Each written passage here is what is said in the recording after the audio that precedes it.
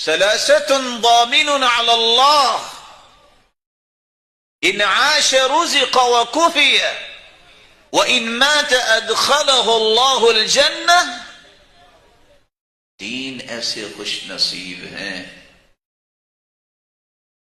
وہ اللہ کی ضمانت میں ہوتے ہیں، زندہ رہیں تو رزق بھی عطا کیے جاتے ہیں، انہیں اللہ کافی ہو جاتا ہے، لیکن اگر یہ تینوں فوت ہو جائیں تو اللہ کا یہ وعدہ ہے کہ ان تینوں کو اپنی جنت کے مہمان بنائیں گے۔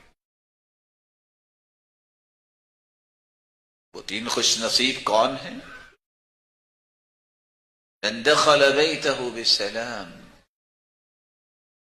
جو اپنے گھر جاتا ہے اور جا کے سلام کہہ کے گھر والوں پہ پھر گھر میں بیٹھتا ہے۔